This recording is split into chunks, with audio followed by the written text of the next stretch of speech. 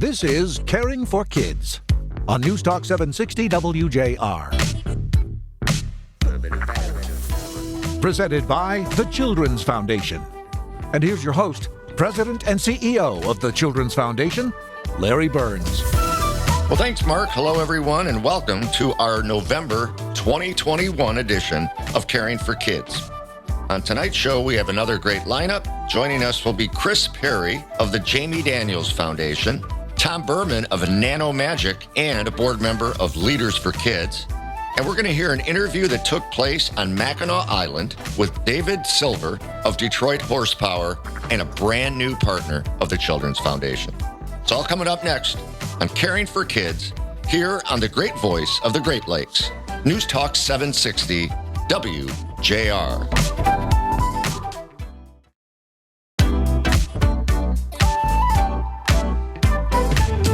It's Caring for Kids with Larry Burns. Welcome back, everybody. Welcome to November, Caring for Kids on WJR. My first guest is Chris Perry. Chris is the Executive Director of the Jamie Daniels Foundation, an affiliate organization of the Children's Foundation. Chris was previously with United Way for Southeastern Michigan, where he served in a variety of leadership positions. During his time there, he oversaw a range of functions, including donor relations, corporate development, marketing, public relations, volunteer engagement, and labor relations. Prior to that, and shifting to the nonprofit sector, Chris spent his career in the automotive business, holding a variety of research, strategic planning, and marketing roles. He most recently worked at General Motors, where he served as Vice President of Marketing for Chevrolet. Chris, welcome to Caring for Kids. Chris, so you've had a great career in the automotive business that I mentioned in the intro, and then the United Way. Tell our listeners about your journey and the transition from big corporations to nonprofits. Yes, Larry, I was able to have a very rewarding 30-year career in the automotive industry with a number of manufacturers, most recently with General Motors here in the Detroit area. And during that time, I was given a lot of different opportunities, experiences. One in particular was the opportunity when I was at General Motors to serve on the board of the General Motors Foundation, which focuses on providing support in our communities here, and also serving on the board of directors at United Way. So when my 30 years career came to an end, I decided to explore the opportunities in nonprofit because my experience on the board of the foundation and United Way really touched my heart and provided interest in pursuing a more fulfilling and impactful career, something I can kind of close my time out with. Yeah, that makes perfect sense. So 30 years in automotive, you saw a lot of change, I assume, in that business. Absolutely. And that was, like I said, an exciting time. But when I transitioned out of General Motors, I reached out to Mike Brennan, who was the CEO of United Way at the time. He asked me to take on great guy. Yep. He asked me to take on a small consulting project for him to work with him on some initiatives. And that small initiative grew to be a little bit larger. And after a couple of months, I decided to come on staff.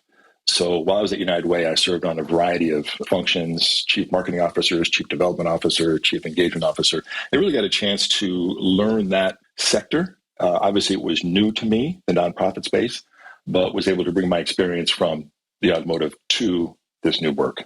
Yeah, as you know, and most people don't know, I started my career at the United Way. It was called the United Foundation back then, but it was a great way for me to launch my career. And so I commend you for, wanting to give back to your community that you served on boards. And so that says a lot about you. And then we were looking for our first ever Jamie Daniels Foundation Executive Director. When I say we, I mean Ken and Lisa Daniels and the foundation. And lo and behold, we identified you, Chris, as a candidate, and you joined us as the first ever executive director of the Jamie Daniels Foundation a few months ago. And so how is that role going? Tell our listeners a little bit about that. I know we just had the third annual roast. You can talk about that. But how's the transition going as the first person in a job? Right. It's certainly an honor to take on this role as the first ever executive director of the Jamie Daniels Foundation. And I was introduced to the foundation by Ken and Lisa, actually telling their story of their son, the experience they had with his addiction issues, and also the experience they had with his recovery and how challenging that was. And it was quite honestly just heartbreaking. This is clearly an important role for our community. This organization is an important organization for the community. And what I've come to learn is that substance abuse is what many refer to as the silent epidemic. Roughly 2.5 million people in the U.S. are addicted to opioids or heroin. And just last year, over 96,000 Americans died of an overdose. Wow. And that's a 25% increase over the previous year. And why our work is so important, because we focus on youth and teenagers and young adults, is because what we know is that 90% of those struggling with substance use disorder started engaging with alcohol or drugs prior to their 18th birthday. So we're focusing right on that area, that age group that's critical time in their life. I can't tell you, Larry, how many people, since I've taken on this role, friends, family members, business associates, and families I've met since I've joined this organization who've shared with me their personal story that they might not have shared before. It really is impacting our nation as a whole. And there's just such a stigma around it. That's why I call it the silent epidemic, because it touches more people than you might think, because there's shame to it. And it's something that we really need to I'm excited to work with the Jamie Daniels Foundation and the Children's Foundation to try to make an impact in this area. Yeah, to break down that stigma and to help people. And so we've raised money the last few years, and one of the ways we've done that is a celebrity roast. It was Ken Daniels' idea to not do a golf tournament, but let's try something different. So a roast.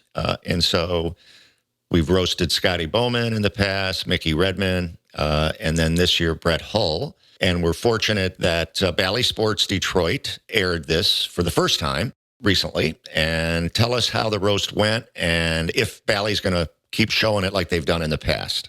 Yeah, we just had this just on the 22nd. It was a great event. As you said, it's a third annual with former Red Wing and Hall of Famer Brett Hull. Darren Pang served as the MC, and there was quite a few laughs and jokes, mostly at Brett's expense. But most importantly, we were able to create awareness around the substance use disorder and the impact it's having in the community and what we're doing about it. Bally's has been a great partner of ours. They aired it last night on their broadcast, and they will continue to air it throughout the year just to promote this issue because they recognize the importance of it in the community as well.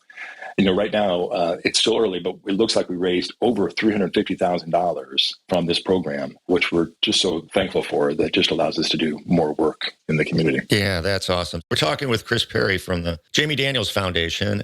The Jamie Daniels Foundation is now granting money on a regular basis. And tell us a little bit about this collegiate recovery effort that the Jamie Daniels Foundation is now funding at different universities. Right. That's probably one of our signature activities and one that we're very proud of. This started a couple years ago at Michigan State University, which was Jamie's alma mater, where the Jamie Daniels Foundation, along with the Children's Foundation, provide support for their recovery programming on that campus. And that includes things like peer-to-peer counseling, housing, and the Jamie Daniels Scholarship. And what we've seen is just the impact it's had on these students. What we hear from the administration there is the people involved in that initiative and this programming, most of them have a GPA over 3.0 and often a 3.5 because they're so committed to their education. And just this year, we've now expanded that to 3 more universities here in the state of Michigan, Central Michigan, Ferris State, and Mid-Michigan College.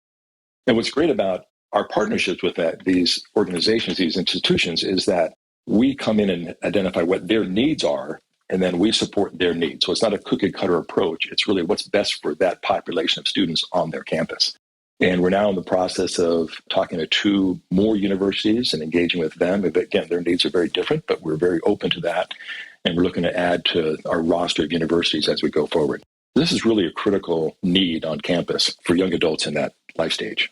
Yeah, absolutely. And we've all heard tragic stories about college kids over and over again. And, I often say that when I was in college back at Central Michigan in the 70s, if somebody had a substance abuse issue, they probably just left and, they didn't come back and you kind of wondered whatever happened to them. And I commend not only the Jamie Daniels Foundation, but the universities that are now helping students stay in school, stay in recovery. And so I think that is also helping break down the stigma because these young people aren't as embarrassed as my generation to identify this problem. So that is also something that I think this collegiate recovery process is doing. It's helping, as you said, one of your priorities is breaking down this stigma. And so I think all of that is good. And I commend you and Ken and Lisa and the others for doing that. So what's on the horizon for the Jamie Daniels Foundation? Where do you go from here? Well, one of the things I just want to follow up on what you were saying is that, back in the day, in my day also, when I was in college, substance use disorder was considered a moral failure. And now the medical community and health community has recognized that it's really a disease that we need to approach from a medical perspective and give people the support necessary. Ken often likes to talk about the fact that we're willing to have conversations about ailments that impact us below the shoulders, but anything above the shoulders is taboo. So it's so important to make sure that message is out there. Going forward, one of the things that we've been working on is a community housing or recovery housing here in Oakland County. This would be a housing unit of 80 units for people who are coming out of recovery and need a safe place to live. We're still in the beginning stages of it, but we're very excited about that. And because it's something that's very much needed in Michigan, particularly in Southeast Michigan. It's just a place for people to go to get back on track, to, where it's safe. To be safe. You mentioned safe. Yeah. Our plan is that there'd be counseling and staff on call 24/7. It'd be a secure location. And again, it's just something that's very desperately needed in our community. Absolutely. I know that things like the roast and other fundraising initiatives are going to help do that, as well as continuing to grant money to organizations throughout the state and maybe beyond as you move forward. So, Chris Perry, thank you for all you're doing. We're so fortunate to have identified you as a first ever executive director of the Jamie Daniels Foundation, and keep up the great work. Well, thank you, Larry. I appreciate it. It's an honor to be here. Thank you. That was Chris Perry from the Jamie Daniels Foundation. Next up, we're going to talk to Tom Berman. He's an entrepreneur and a member of our Leaders for Kids board. When Caring for Kids continues, right here on the great voice of the Great Lakes, News Talk 760 WJR.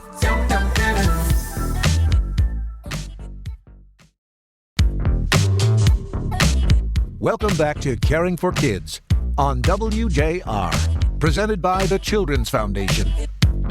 Welcome back, everybody. Larry Burns here, Caring for Kids November edition. Happy Thanksgiving to everybody, by the way. Now with me is Tom Berman. Tom is president and CEO of Nano Magic, a leader in creating and bringing to market cutting-edge nanotechnology, all made in the USA. Tom is also the founder of Berman Law, a general practice law firm specializing in corporate and real estate law, and he's a former Oakland County commissioner. Tom graduated from Detroit Country Day, Michigan State University, and the University of Detroit Mercy School of Law. Tom is also a board member of our Leaders for Kids, an affiliate board of the Children's Foundation, and he's also very involved in the Crohn's and Colitis Foundation. Welcome, Tom, to Caring for Kids. I talked a little bit about your diverse background and all the things you've done in your still very young life. Tell us about your journey and how you've gotten to where you are today. Well, thanks for the intro, Larry. First and foremost, just want to, say thanks for having me on the show. It's an honor to have an opportunity to talk a little bit about, what we're trying to accomplish and some of the things that I'm involved in. So I know you gave a brief background on, kind of who I am and where I've been. So, after law school, I started a law practice, and I practiced law for almost a decade exclusively in that practice, and started out doing criminal defense work, and ultimately ended up transitioning my practice into more corporate representation and a real estate transactional practice.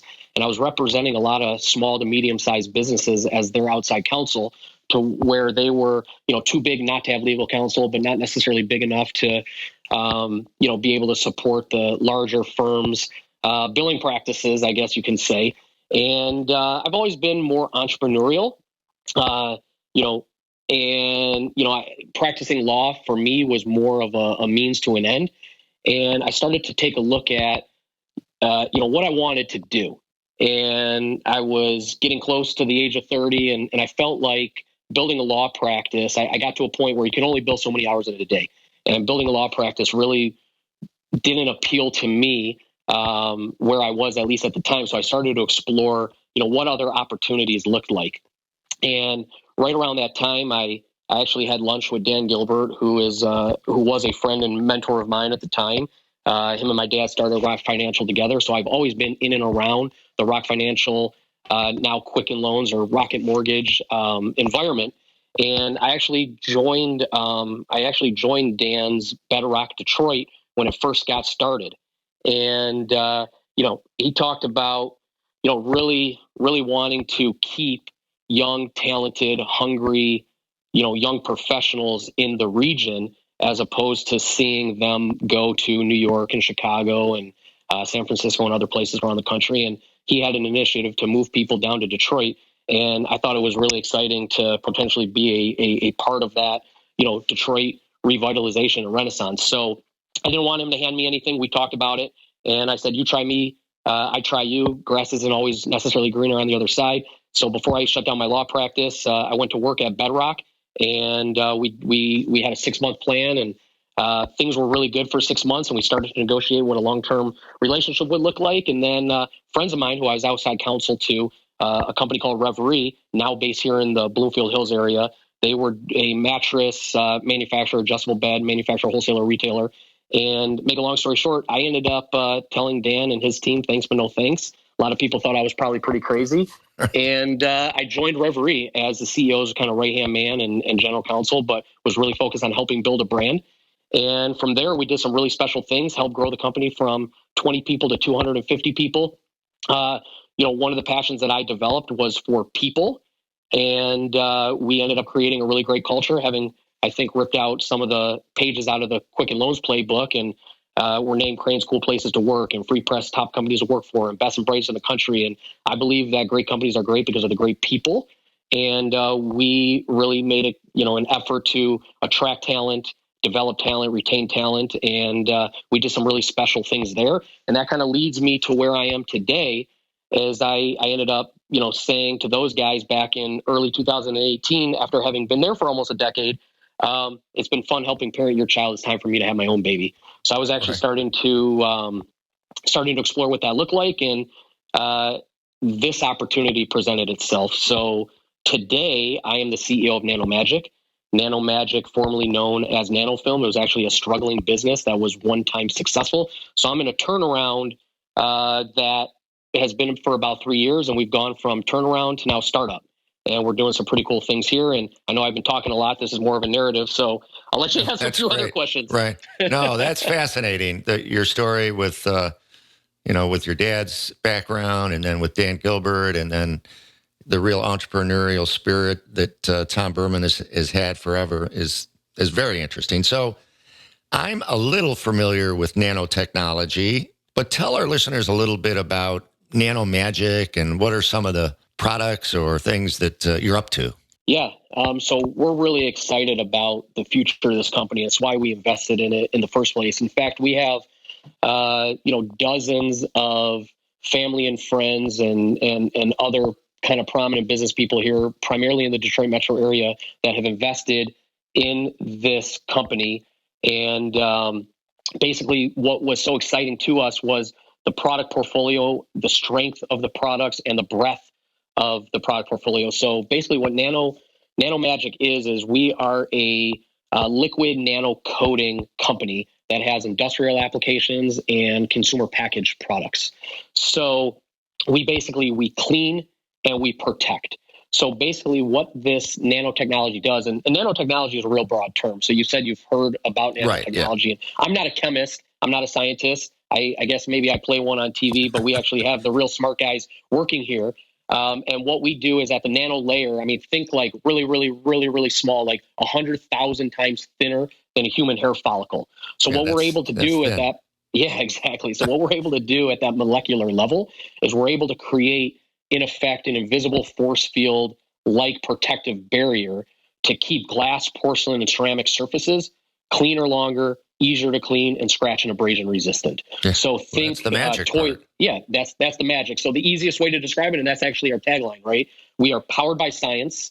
We are a nanotechnology science, company. So powered by science, but it works like magic. It's just a lot easier to say it that way without getting into the science details. Yeah, and things are going well.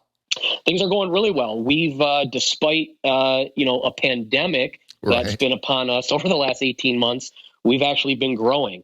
And we actually moved the operation from Cleveland, Ohio, where we inherited a handful of folks and some other assets.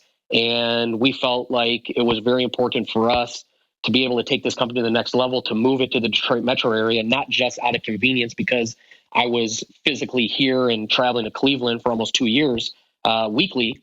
But we felt like there was a really great opportunity to build the company here because of the great talent pool that exists here and a lot of other resources and relationships and roots that we have. And we moved to Michigan exactly a year ago in a brand new 30,000 square foot headquarters and manufacturing facility. So in Madison Heights in Oakland County, and we've hired 40 people in under really over the course of the last year. So we're creating jobs and actually making stuff right here in the Detroit metro area in the USA. Great. Wow, that's a great story, Tom. And you also find time throughout your career to give back to the community. I know that you've been involved for a long time in the Crohn's and Colitis Foundation. And then I met you as a board member of Leaders for Kids, our Children's Foundation affiliate partner. And tell us a little bit about the involvement in both of those organizations, if you don't mind. Yeah, absolutely. So, I'm kind of a charitable person, by nature, as is my family and the environment that I grew up in. So that's very important to us, but even more so because I was diagnosed with ulcerative colitis as a child. And that was a really challenging time for me between the age of 6 and 12, where it, impacted me most. And I probably spent more time in the hospital than I did outside of the hospital for a few years there, which included, multiple surgeries. And at one point in my life, them giving me a low statistical, percentage chance of maybe even living. So I've had a lot of sick roommates, and, it's real easy sometimes to lay in bed and be a victim and say, why me? But it could always be worse. And I had roommates that it was worse for, that had leukemia and ended up passing away. And I ended up getting a new roommate, in the hospital. So, that profoundly impacted me in life. I think ultimately made me stronger and really be able to appreciate, health, which is number one and most important. Nothing else really matters without it. So, I'm a sucker for sick kids, having been one in my past, and it's important for me to give back. So I did get involved in the Crohn's and Colitis Foundation, ultimately ended up becoming the president there for a term, and really wanted to help, make a positive impact and do things that I wish that maybe the foundation would have done when I was a kid. So we did some really great things there. And I ended up also getting involved with the Leaders for Kids, which is a really incredible group of people and doing some really great things. Yeah, so the Crohn's and Colitis Foundation, the Children's Foundation just started a relationship with them a year or so ago. Dr. Cares, which is a great name for a pediatrician, by the way. Yeah. Dr. Cares, she's great. She's a young doctor who is involved in things like Crohn's and colitis. And so we're helping her get established and do some things. So we're happy to do that and want to have that continue. And then for our listeners who don't know about Leaders for Kids, it's a young leaders group of a lot of entrepreneurs that want to give back originally to Children's Hospital. And that certainly is still a major focus. But like the Children's Foundation, Leaders for Kids has expanded their view of helping youngsters in what we like to call social determinants of health. And so tell us a little bit about where Leaders for Kids is going. We had a board meeting a month or so ago, and we had some great discussion that you were part of. And where do you see Leaders for Kids going as we evolve into almost our 10th year? Well, and it's really incredible that it has been around for 10 years now. And the founders of the Leaders for Kids have done a real fantastic job of, putting together a great group and raising a lot of money and having fun while doing it. And I think that is, my experience in being involved in a number of different charities, not just as a board member, but a volunteer or a contributor. I think that what really sets Leaders for Kids apart is that it is a group, and some of us like to continue to consider ourselves as young adults. I don't know if I am or not anymore. And that's actually one of the thanks, Larry. I appreciate that. So, but that's one of the things that we're actually focused on is getting more young people involved.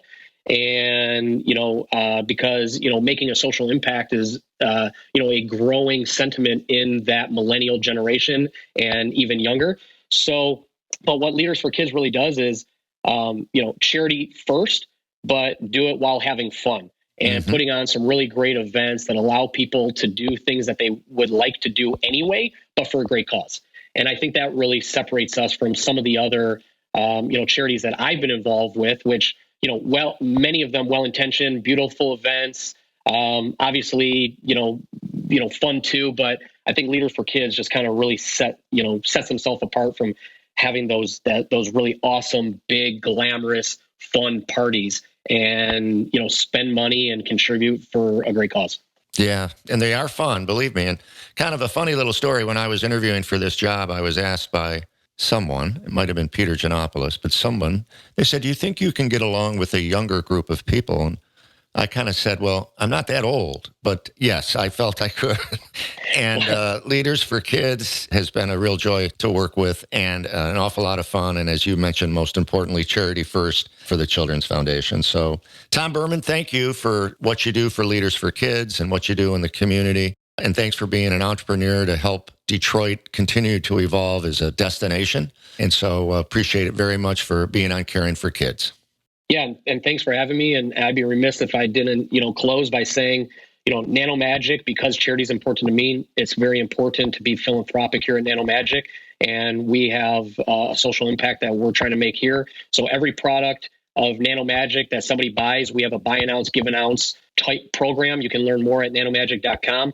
You can find us in Lowe's and Walgreens and Walmart and Best Buy and a number of other big box retailers besides Amazon and nanomagic.com. And a portion of proceeds for every sale of a Nano Magic product is going to, charities that are aligned with our mission and other charities that are meaningful to our team members, including we've done some stuff with Leaders for Kids recently. Absolutely. So we're really excited about, the Nano Magic participation in charity here in Detroit metro area as well.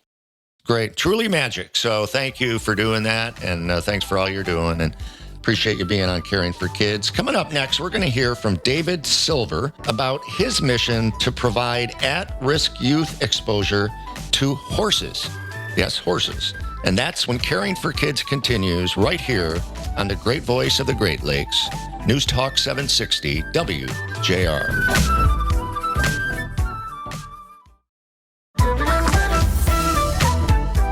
Welcome back to Caring for Kids on WJR. Presented by the Children's Foundation. Once again, here's Larry Burns. Joining me now is David Silver. David is the founder and executive director of Detroit Horsepower, a 501c3 nonprofit that teaches urban youth valuable lessons about life through riding and caring for horses. David grew up as a competitive horseback rider in Westchester, New York, and graduated from Dartmouth College in 2012. He moved to Detroit through Teach for America and taught 4th and 5th graders on the west side of Detroit. After 2 years of teaching, David decided to step aside outside the classroom to make the character skill building opportunities he had received through working with horses available to youth like his students. And so, David, welcome to Caring for Kids. Thank you so much for having me. It's my pleasure. And I'm just delighted that we met and started talking about an opportunity to work together with the Children's Foundation and then trying to connect you with some other folks.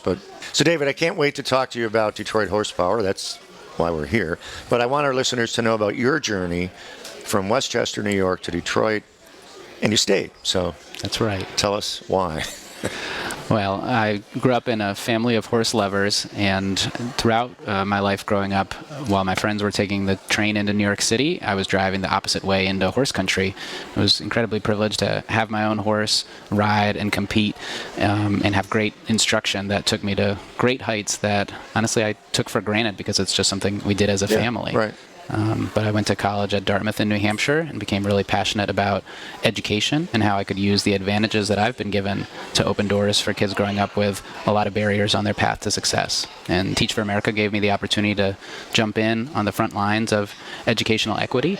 And they give you a big map of all the regions they can place you in, and just fate would have it, got placed in Detroit, and it's been home ever since I moved here in 2012. What a great story, and I commend you for wanting to teach kids that are underserved, if you will, and so that's a great story. So now, tell us about Detroit Horsepower, how you started an organization involving horses in an urban community like Detroit. So that is extremely interesting.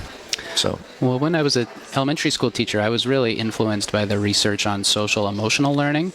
And as I was having conversations with my students about confidence and empathy and perseverance and other research-based character traits, it prompted me to reflect on how I had the chance to develop those success skills.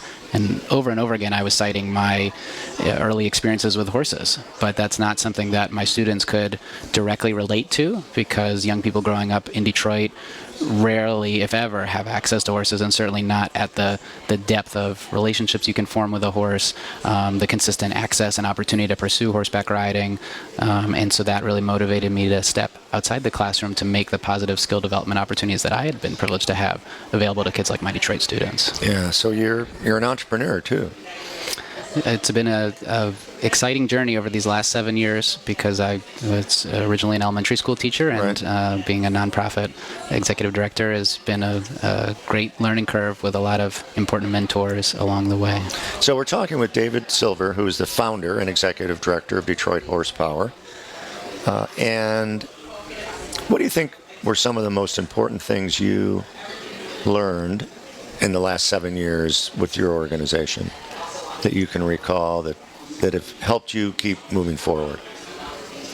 I think that the same focus on relationships with my students and being in tune with their needs has really expanded to a much wider array of stakeholders. Of course, our students are always first, but as we move closer to our vision of making horses a part of Detroit's future, there's a wider set of community members that we regularly engage with to understand their needs and how our vision aligns with their goals. I feel the same way about the nonprofit community and being able to connect with great leaders in our sector like Rick Sperling and Mosaic's legacy, and now with DEA and the great work that the Children's Foundation is helping launch here. And I feel the same way about great funding partners like the Children's Foundation, which we're so grateful to work with. So you mentioned DEA and Rick. He's a new affiliate, and he's using the arts to mentor kids. We have a number of partners that uses athletics or our sport to mentor and teach life skills. Partners like Midnight Golf, First Tee, Greater Detroit, Detroit PAL.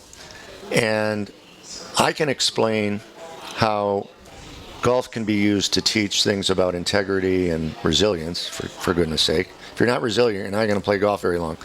And PAL using baseball and now other sports. So tell our listeners how you use horses to do that, to teach life skills with, let's say, a kid that had never been close to a horse. Yeah, so we focus on 5 core character traits. 5. That spell out the acronym PERKS with a C. Right. So it goes perseverance, empathy, responsible risk-taking, confidence, and self-control. And so horses have evolved as prey animals that are hyper-aware of their surroundings. And so if you think about self-control is really about being in tune with our own emotional state, pausing, reflecting before acting. Horses will they're very in tune with what you're feeling and will mirror back to you. So if I'm nervous and anxious, they'll mirror sense that back. So there's something stressful in the environment. They don't realize that what's stressing you out is themselves, the horse. Right. But you're sending a signal that you may not recognize in yourself, but by checking in and being in tune with our own emotional state, we can learn a lot. And then from there, extending into the saddle, the confidence. So to be a good rider like you were growing up, you have to be cool, calm, and collected. They really respond to that calm confidence that puts the surroundings at ease, that says, there's nothing to worry about here. I'm in control. I'm your partner. I believe in you. And I'm here to look out for the both of us. Great. And my wife and I have 2 Airedales that I often mention, and they know when something's wrong.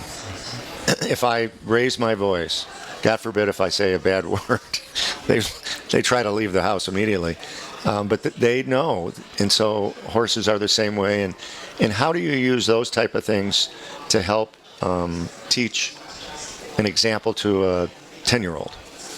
So riding is always the highlight for our students, but we do a lot on the ground, working in partnership with the horse, potentially to walk through an obstacle course, or certainly grooming is a really important time to understand the world from the horse's perspective. Horses can't meet all of their basic needs on their own. Right. And so putting yourself in the horse's hooves, so to speak, is a great way to learn about empathy and how to care for others around us in a way that animal-assisted programs are really uniquely suited to develop.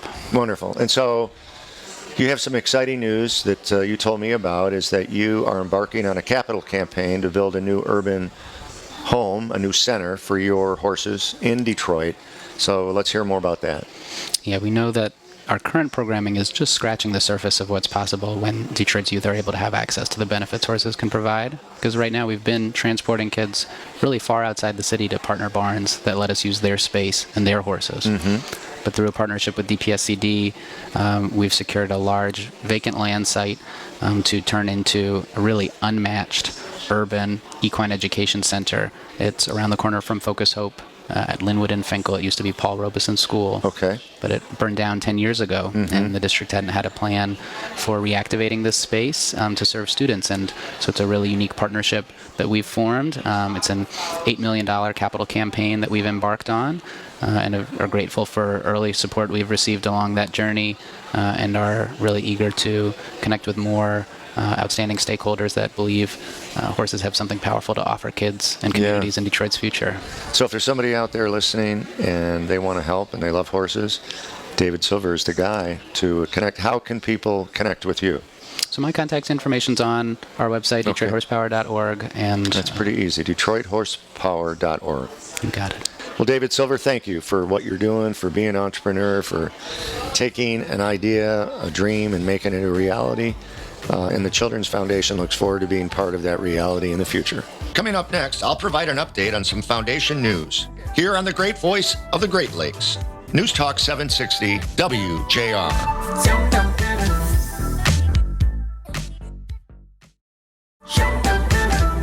Welcome back, everyone. It was a great show. November Caring for Kids. The year is coming to a fast close. It's been a good one for the Children's Foundation, that's for sure. A couple things going on that I wanted to tell you about. We're gearing up for a great end of the year and starting a new year right around the corner. Our Round 1 2022 grant cycle is now complete. We have some great new partners, and we have some partners that will continue with us.